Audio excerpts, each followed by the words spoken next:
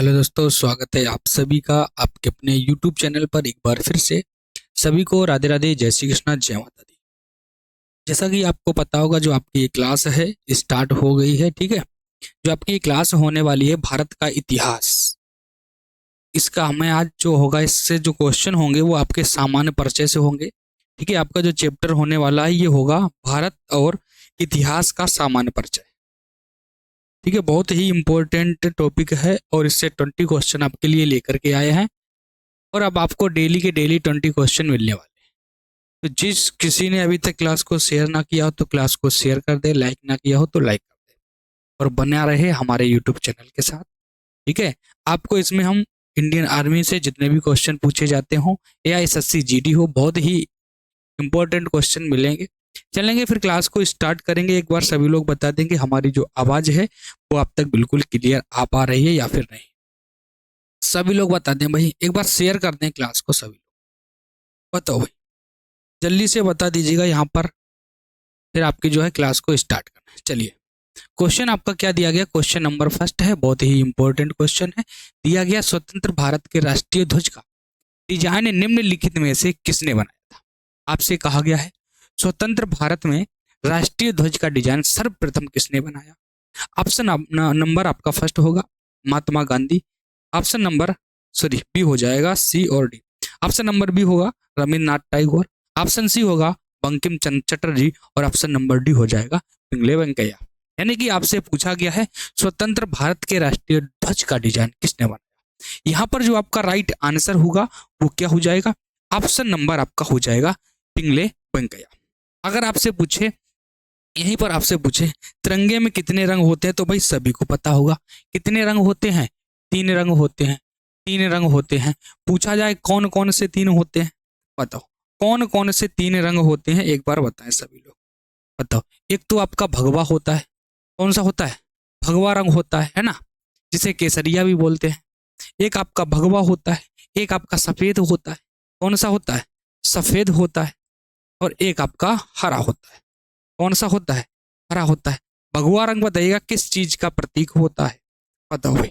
भगवा रंग जो होता है ये किस चीज का प्रतीक है, अगर आपसे पूछे तो ये आपका बलिदान का प्रतीक है। किसका, बलिदान का। इस चीज को याद रखना। ठीक है, जो आपका भगवा रंग है ये बलिदान का प्रतीक है, आर्मी में पूछा गया क्वेश्चन है। सफेद रंग है ये आपका शांति का प्रतीक होता है। इसका शांति का प्रतीक है।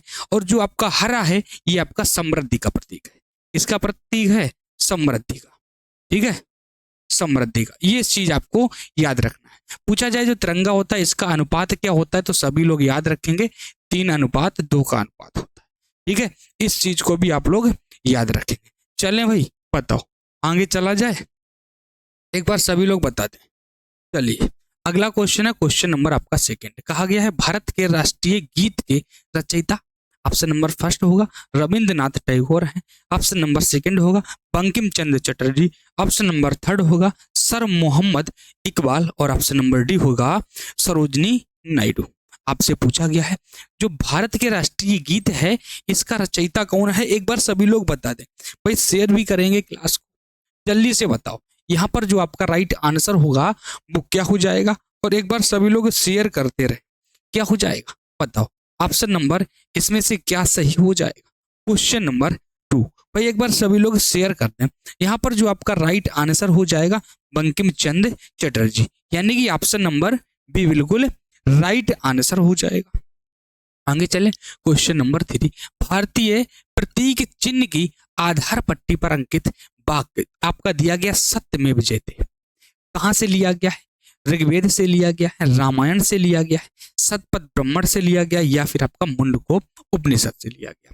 देखो, एक आपका प्रतीक चिन्ह दिया गया सत्यमेव जयते, यानी कि अर्थात सत्य की ही क्या होती है, जीत होती है। ठीक है, तो आपसे पूछा गया सत्यमेव जयते कहाँ से लिया गया है, ऋग्वेद, रामायण, शतपथ या फिर आपका मुंडकोप उपनिषद। तो भाई सभी को पता होगा यहाँ पर जो आपका राइट आंसर होगा वो क्या हो जाएगा, बताओ। ऑप्शन नंबर डी बिल्कुल राइट आंसर हो जाएगा। इस चीज को याद रखेंगे।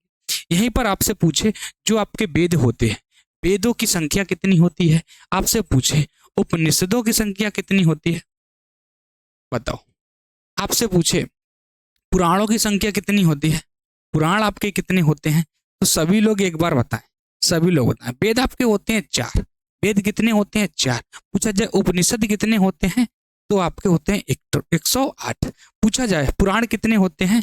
तो बताओ। अगर आपसे पुराणों की बात करें तो 18 पुराण होते हैं। कितने पुराण होते हैं? 18 पुराण। उपनिषदों में पूछा जाता है, बताओ कितने उपनिषद हैं? 108 उपनिषद होते हैं, 4 वेद होते हैं और आपके 18 पुराण होते हैं। इस चीज को याद रखें, ठीक है। चलो भाई, क्वेश्चन नंबर 4 दिया गया है। कहा गया है भारत का राष्ट्रीय गान जन गण मन सर्वप्रथम कब और कहां गाया गया? 1931 कलकत्ता में, 1911 कलकत्ता में, 1896 कलकत्ता में, या 1950 दिल्ली में? जल्दी से बताएंगे। एक बार सभी लोग शेयर कर दें भाई, क्लास को सभी लोग शेयर कर देंगे। बताओ, जल्दी से बताओ। यहां पर जो आपका राइट आंसर क्या हो जाएगा? बताओ। सभी लोग शेयर भी कर देंगे। यानी कि ऑप्शन नंबर जो होगा 1911 में कलकत्ता में, 1911 में कलकत्ता में। इसके रचयिता कौन है? एक बार आप लोग कमेंट में बताएंगे। राष्ट्रीय गीत जो जनगण मन है, इसके रचयिता कौन है? जल्दी से बताओ। आगे चले, अगला क्वेश्चन है क्वेश्चन नंबर 5। आपसे कहा गया सिंधु घाटी सभ्यता के निम्न में से किस स्थल को सबसे पहले खोजा गया? मोहनजोदाड़ो, हड़प्पा, लोथल या कालीबंगा? बताओ, जल्दी से बताओ। यहां पर जो आपका राइट आंसर होगा वो क्या हो जाएगा? एक बार सभी लोग शेयर कर दें भाई क्लास को। बताओ भाई, जल्दी से बताओ। हाँ, बिल्कुल राइट आंसर होगा। क्या हो जाएगा? हड़प्पा। क्या हो जाएगा? हड़प्पा बिल्कुल राइट आंसर हो जाएगा 1921 में, दयाराम साहनी। ठीक है, दयाराम साहनी। यहां पर जो आपका राइट आंसर हो जाएगा वो क्या हो जाएगा? ऑप्शन नंबर हो जाएगा आपका बी। हड़प्पा पूछा जाए किस नदी के किनारे है? हड़प्पा किस नदी के किनारे है? तो रावी नदी के। ठीक है। लोथल किस नदी के है? तो भोगवा नदी के। किस नदी के? भोगवा नदी के। और कालीबंगा, घग्गर। किस नदी के? घग्गर। और आपसे पूछे मोहनजोदाड़ो, मोहनजोदाड़ो तो किस नदी के किनारे है? ये आपको कमेंट में बताना है। आगे चलें, अगला क्वेश्चन है क्वेश्चन नंबर आपका 6। निम्नलिखित में से कौन सा मानव गतिविधियों एवं सभ्यता के ऐतिहासिक काल का सही कालानुक्रम है? ऑप्शन ए होगा पुरा पाषाण काल, मध्य पाषाण काल और नव पाषाण काल। धातु युग काल, मध्य पाषाण काल और पुरा पाषाण काल। नव पाषाण काल, मध्य पाषाण काल और पुरा पाषाण काल। और ऑप्शन नंबर डी है मध्य पाषाण काल दिया गया है, नव पाषाण काल और आपका पुरा पाषाण काल। क्वेश्चन नंबर 6 में आपसे राइट आंसर पूछा है।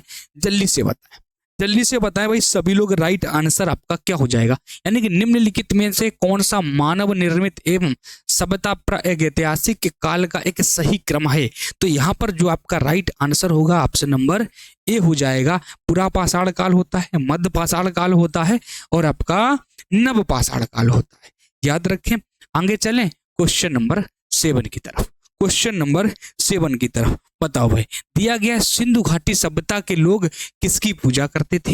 हनुमान जी की, काली की, अयप्पा की या फिर आपका पशुपति की? पशुपतिनाथ देखा है, नटराज की मूर्ति होती थी, है ना? बताओ, यहां पर राइट आंसर बताना है। ऑप्शन नंबर क्या हो जाएगा? जल्दी से बताओ, जल्दी से बताओ। ऑप्शन नंबर क्या हो जाएगा? ऑप्शन नंबर डी हो जाएगा पशुपति की। किसकी? पशुपतिनाथ की। आगे चलें, क्वेश्चन नंबर 8 है। सिंधु सभ्यता के लोग बनाने के लिए तांबे और टिन को मिश्रित करते थे। सीसा, कांसा, लोहा या फिर आपका सोना? किस चीज का मिश्रण करते थे तांबा और टिन को मिश्रित करने के लिए? क्वेश्चन नंबर आपका 8। जल्दी से बताएं। तो हो जाएगा कांसा। क्या हो जाएगा? कांसा बिल्कुल राइट आंसर हो जाएगा। तांबा और टिन क्या हो जाएगा? तांबा प्लस टिन, ये तो पढ़ा ही होगा। तो क्या बनता था? कांसा, कांस्य। ऑप्शन नंबर क्या हो जाएगा? ऑप्शन नंबर हो जाएगा आपका बी। आगे चलो, क्वेश्चन नंबर 9। सिंधु घाटी सभ्यता है ऑप्शन नंबर फर्स्ट है ताम्र युगीन सभ्यता। ऑप्शन नंबर बी है लौह युगीन सभ्यता। ऑप्शन नंबर सी है अच्छ युगीन सभ्यता और ऑप्शन नंबर डी है कांस्य युगीन सभ्यता। यहां पर आपसे पूछा गया सिंधु घाटी सभ्यता है। क्वेश्चन नंबर 9, जल्दी से बताएं। तो कांस्य युगीन सभ्यता है, बिल्कुल सही आंसर होगा। ऑप्शन नंबर आपका क्या हो जाएगा? ऑप्शन नंबर डी बिल्कुल राइट आंसर हो जाएगा। ठीक है, चलो भाई आगे चलते हैं। क्वेश्चन नंबर 10 की तरफ दिया गया है, निम्नलिखित में से कौन सा हड़प्पा स्थल हरियाणा में है? कालीबंगा, लोथल, राखीगढ़ी या धौलावीरा। क्वेश्चन नंबर 10 है, हरियाणा में पूछा गया है भाई, हरियाणा में, तो जल्दी से बताएं, जल्दी से बताएं भाई, जल्दी से बताओ, बताओ भाई। तो क्या हो जाएगा? राखीगढ़ी। ये कहाँ है? भारत के हरियाणा में। कहाँ पर है? हरियाणा में, हरियाणा में। कहाँ पर है? हरियाणा में। ठीक है, पूछा जाए कालीबंगा तो ये आपका राजस्थान में है। कहाँ पर है? राजस्थान में है। पूछा जाए आपसे लोथल तो ये आपका गुजरात में है, गुजरात में है। इसके बाद अगर बात करें धौलावीरा, ये भी आपका गुजरात में है। कहाँ पर है? गुजरात में है। इसको भी आप लोग याद रखेंगे। ठीक है, कालीबंगा की बात करें तो राजस्थान में है, लोथल की बात करें तो गुजरात में है, राखीगढ़ी की बात करें तो हरियाणा में है, और धौलावीरा की बात करें तो भी गुजरात में। यानी कि यहाँ पर जो आपका राइट आंसर होगा, यहाँ पर ऑप्शन नंबर आपका सी बिल्कुल राइट आंसर हो जाए। आगे चलें। क्वेश्चन नंबर 11 दिया गया, भारत के राज्यों का निम्नलिखित में से कौन सा युग्म सबसे पूर्वी और सबसे पश्चिमी राज्य को इंगित करता है? ऑप्शन नंबर फर्स्ट असम और Rajasthan, option number second Arunachal Pradesh और Rajasthan, option number third Assam और गुजरात, और ऑप्शन नंबर फोर्थ है अरुणाचल प्रदेश और गुजरात। यानी कि आपसे यहाँ पर कहा गया है भारत के राज्यों का निम्नलिखित में से कौन सा युग्म सबसे पूर्वी और पश्चिमी राज्य को इंगित करता है? क्वेश्चन नंबर 11, क्वेश्चन नंबर 11, जल्दी से बताओ, जल्दी से बताओ भाई।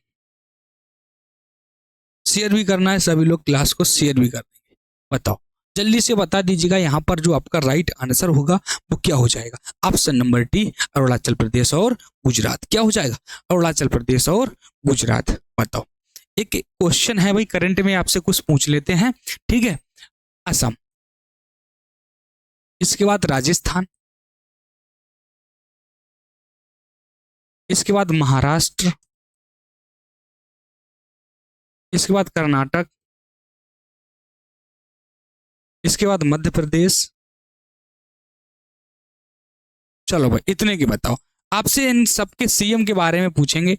बताओ असम का सीएम कौन है? असम का सीएम कौन है एक बार बताओ, बताओ जल्दी से बताओ, कौन है? डॉक्टर हेमंत शर्मा। कौन है? डॉक्टर हेमंत शर्मा। आपसे पूछे राजस्थान का तो सभी को पता होगा, अशोक गहलोत। कौन है? अशोक गहलोत, गहलोत। अगर आपसे पूछे कि भैया महाराष्ट्र का कौन है, महाराष्ट्र का, तो बताओ महाराष्ट्र का कौन है? देवेंद्र, कौन है? देवेंद्र फडणवीस। कौन है? देवेंद्र फडणवीस। पूछा जाए कर्नाटक के तो सभी को पता होगा भैया, सिद्धारमैया। कौन है? सिद्धारमैया, सिद्धारमैया। यहीं पर अगर आपसे पूछे मध्य प्रदेश का कौन है, बताओ मध्य प्रदेश का, तो मोहन यादव है, ये तो पता ही होगा। कौन है? मोहन यादव है, यादव है। अगर यहीं पर अगर आपसे बात करें तमिलनाडु का, तमिलनाडु, तो याद रखना है एम के स्टालिन, एम के स्टालिन। कौन है? एम के स्टालिन। ठीक है, इस चीज को याद रखोगे। बताओ, सॉरी तमिलनाडु के हैं, हाँ तमिलनाडु के एम के स्टालिन। बताओ, पूछो। चलो भाई आगे चलते हैं। अगला क्वेश्चन नंबर 12 है, भारत अपनी अंतरराष्ट्रीय सीमा सबसे कम किस देश के साथ साझा करता है? पाकिस्तान, चीन, अफगानिस्तान, नेपाल। नेपाल की अगर हम बात करें तो नेपाल के साथ जो भारत सीमा साझा करता है 1751 किलोमीटर। कितनी करता है? 1751। उसके बाद सबसे कम की बात करें तो 106 किलोमीटर अफगानिस्तान। इसके बाद अगर हम चीन की बात करें तो चीन के साथ साझा करता है 3488 किलोमीटर। कितनी? 3488 किलोमीटर। इसके बाद पाकिस्तान के साथ 33 32, कितना है बताओ? 33 है ना, हाँ 33 कितना साझा करता है? 3323। अब बताओ अगर आपसे बात करें यहीं पर भूटान के साथ, भूटान के साथ बताओ, भूटान के साथ, भूटान के साथ तो 1643। कितनी करता है? 1643। बताओ भाई जल्दी से बताओ। चलो भाई आगे चलते हैं, ठीक है, याद रखना। आगे चलो, क्वेश्चन नंबर 13 है, आपसे कहा है भारतीय भूमि को लगभग 2 बराबर हिस्सों में विभाजित करता है प्राइम, मेरिडियम, कर्क रेखा, मकर रेखा या भूमध्य रेखा, या फिर भूमध्य रेखा। अच्छा यहाँ पर क्या पूछा था, सबसे कम पूछा था। ठीक है, क्या पूछा था, सबसे कम। तो भाई अफगानिस्तान से 106 किलोमीटर की सीमा साझा करता है।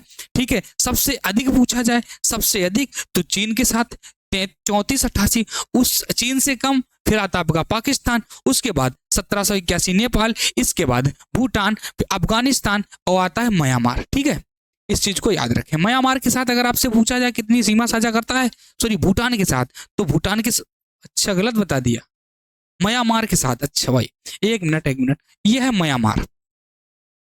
ठीक है, भूटान की अगर हम बात करें, भूटान, तो भूटान के साथ कितनी सीमा साझा करता है, तो 699 किलोमीटर। ठीक है, 699 किलोमीटर। ठीक है, हाँ ये है, याद रखना। चलो भाई आगे चलते हैं, बताओ क्वेश्चन नंबर 13। क्वेश्चन नंबर 13 में राइट आंसर बताना है। भूमध्य रेखा, बिल्कुल राइट आंसर हो जाएगा भूमध्य, इक्वेटर। ठीक है, भूमध्य रेखा याद रखें सभी लोग। क्वेश्चन नंबर 14 दिया गया क्षेत्रफल की दृष्टि से भारत का सबसे बड़ा राज्य कौन सा है, महाराष्ट्र, मध्य प्रदेश, राजस्थान या फिर आपका तमिलनाडु। क्षेत्रफल की दृष्टि से अभी आपसे देखो यहाँ पर एक बात बताया था, तमिलनाडु के वो कौन है सीएम, बताओ, एम.के. स्टालिन। अभी आपको बताया था कौन है, एम.के. स्टालिन। और मध्य प्रदेश का, महाराष्ट्र का भी बताया था भाई, महाराष्ट्र का देवेंद्र फडणवीस। कौन है, देवेंद्र फडणवीस। इसके बाद अभी आपको मध्य प्रदेश का भी बताया था, मध्य प्रदेश मोहन यादव। कौन है, मां से मोहन यादव, याद कर लीजिएगा, मोहन यादव। एक आपका बचा है, राजस्थान के कौन है, बताओ, अशोक गहलोत। कौन है, अशोक गहलोत, अशोक गहलोत। तो ये भी आपको याद रखना है इसके साथ साथ। ठीक है, पूछा जाए महाराष्ट्र के देवेंद्र फडणवीस, मध्य प्रदेश के तो मोहन यादव, राजस्थान के तो अशोक गहलोत, तमिलनाडु को आपका एम.के. स्टालिन। और आपसे पूछा है क्षेत्रफल की दृष्टि से भारत का सबसे बड़ा राज्य कौन सा है। क्वेश्चन नंबर 14, जल्दी से बताओ भाई, जल्दी से बताओ, बताओ। राजस्थान, क्या हो जाएगा, राजस्थान, बिल्कुल राइट आंसर हो जाएगा। क्या हो जाएगा, राजस्थान यहाँ पर आपका बिल्कुल राइट आंसर हो जाएगा। देखो अब एक चीज यहाँ पर याद, क्षेत्रफल के अनुसार अगर आपसे हम बात करें तो क्या याद रखना है। ठीक है, क्षेत्रफल के अनुसार इस चीज को याद रखेंगे।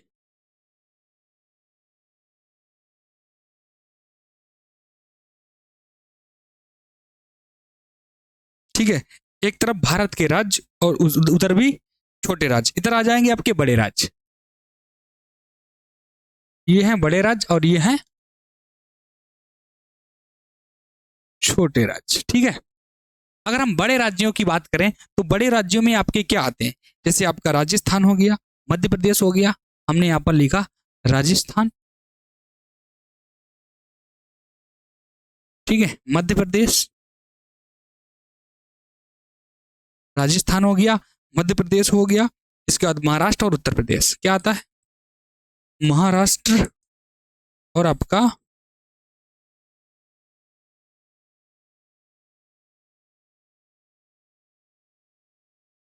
उत्तर प्रदेश। कौन कौन से, देखो अगर बड़े राज्यों की बात करें क्षेत्रफल के अनुसार तो पहला आपका राजस्थान है, दूसरा आपका मध्य प्रदेश है, तीसरा आपका महाराष्ट्र है और चौथा आपका उत्तर प्रदेश है। अगर हम बात करें आपसे सबसे छोटे तो गोवा होता है, सिक्किम होता है, त्रिपुरा।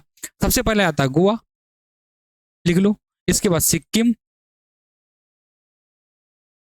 इसके बाद त्रिपुरा और इसके बाद लास्ट में एक और आता है आपका नागालैंड। ठीक है, अगर छोटे की बात करें तो इनको याद रखना, अगर बड़े में याद रखे तो इधर याद रखना। आगे चले, अगला क्वेश्चन दिया गया, क्वेश्चन नंबर आपका 15। कहा गया है भारत का कौन सा राज्य अधिकतम राज्य सीमाओं को छूता है, मध्य प्रदेश, कर्नाटक, आंध्र प्रदेश या फिर आपका उत्तर प्रदेश। क्वेश्चन नंबर 15 में राइट आंसर बताना है। एक बार सभी लोग शेयर कर दीजिए भाई, सभी लोग शेयर कर दे। भारत का कौन सा राज्य है जो अधिकतम सीमाओं को छूता है, वो है आपका उत्तर प्रदेश।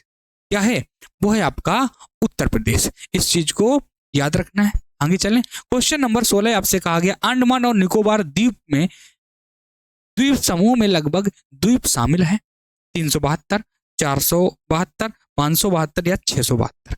बताओ राइट आंसर बताना है, क्या राइट आंसर हो जाएगा बताओ। 572 बिल्कुल राइट आंसर होगा, जो लोग 572 बताए हैं, यानी कि ऑप्शन नंबर सी बिल्कुल राइट हो जाएगा। क्वेश्चन नंबर 17 कहा गया लक्षद्वीप समूह कहाँ स्थित है? अरब सागर में, बंगाल की खाड़ी में, हिंद महासागर में, या इनमें से कोई नहीं। लक्षद्वीप आपसे पूछा है, लक्षद्वीप बताओ भाई, लक्षद्वीप कहाँ पर स्थित है बताओ। हाँ अरब सागर में, कहाँ पर स्थित है? अरब सागर में, ठीक है, अरेबियन से याद रखें बिल्कुल लोग, सभी लोग। अगला क्वेश्चन है भारतीय संविधान सभा के अस्थायी अध्यक्ष पूछा है। कैसे पूछा है? अस्थायी, ठीक है, टेम्परेरी प्रेसिडेंट। बताओ भाई कौन है? Doctor Rajendra Prasad, B R Ambedkar, H C Mukherjee, या डॉक्टर सच्चिदानंद सिन्हा। अस्थायी आपसे पूछा गया है, तो यहाँ पर राइट आंसर क्या हो जाएगा? डॉक्टर राजेंद्र प्रसाद। क्या हो जाएगा? डॉक्टर राजेंद्र प्रसाद, ठीक है। आगे चलो, क्वेश्चन नंबर 19 संविधान सभा के चुने गए स्थायी सदस्य कौन है? डॉक्टर राजेंद्र प्रसाद, पंडित जवाहरलाल नेहरू, डॉक्टर सच्चिदानंद सिन्हा, या बी आर अम्बेडकर। ये तो आपके टेम्परेरी थे, यानी कि अस्थायी थे। कैसे थे? अस्थायी थे। आपसे पूछा गया है स्थायी। क्या पूछा गया है? स्थायी पूछा गया, तो जल्दी से बताओ। क्वेश्चन नंबर 19 राइट आंसर बताना है, क्या हो जाएगा बताओ। अच्छा भाई एक मिनट थोड़ा गड़बड़ हो गया है। हाँ 1 मिनट रुक जाइएगा। डॉक्टर कौन थे? सच्चिदानंद सिन्हा थे। अस्थायी पूछा जाए, स्थायी चुने गए स्थायी, तो डॉक्टर राजेंद्र प्रसाद हो जाएगा, ठीक है, डॉक्टर राजेंद्र प्रसाद हो जाएगा। 1 मिनट, कोई दिक्कत नहीं है, ठीक है। क्या हो जाएगा? डॉक्टर राजेंद्र प्रसाद हो जाएगा। इस चीज को सभी लोग याद रखेंगे, ठीक है भाई। अगला और लास्ट क्वेश्चन आज का, अगला और लास्ट क्वेश्चन आपका, ठीक है, होमवर्क में करके लाना है, बताना है। भारतीय संविधान सभा में उद्देश्य प्रस्ताव किसके द्वारा प्रस्तुत किया गया था? जवाहरलाल नेहरू, मोतीलाल नेहरू, महात्मा गांधी, या सुभाष चंद्र बोस। इस क्वेश्चन को आपको होमवर्क में करके लाना है, ठीक है। यदि आपको क्लास अच्छा लगा हो तो भाई क्लास को लाइक शेयर सब्सक्राइब जरूर करें। आपको डेली के डेली एक एक क्लास जीके से मिलने वाली है, एक एक क्लास कंप्यूटर से, और आपका एक साइंस से। 3 क्लासें आपको मिलेंगी, तीनों अलग अलग, ठीक है। कंप्यूटर की क्लास आपको बिल्कुल अलग मिलेगी, ठीक है भाई, कंप्यूटर, ठीक है। यानी कि 2 से 3 क्वेश्चन आपके आते हैं कंप्यूटर से, वो आपको बिल्कुल अलग मिलेगी। एक साइंस से भी एक क्लास आपको बिल्कुल अलग मिलने वाली है। तो यानी कि टोटल जो आपकी क्लासें होंगी वो कितनी क्लासें होंगी? 3 क्लासें होंगी। इस चीज को याद रखें, बहुत ही इंपॉर्टेंट क्वेश्चन लेके आएंगे आपके लिए, ठीक है। ऐसे ही बने रहिएगा हमारे यूट्यूब चैनल के साथ। मिलेंगे आपको नेक्स्ट वीडियो में, तब तक के लिए सभी को राधे राधे, जय श्री कृष्ण, जय माता दी, सभी को बाय बाय, टेक केयर, सभी को थैंक यू।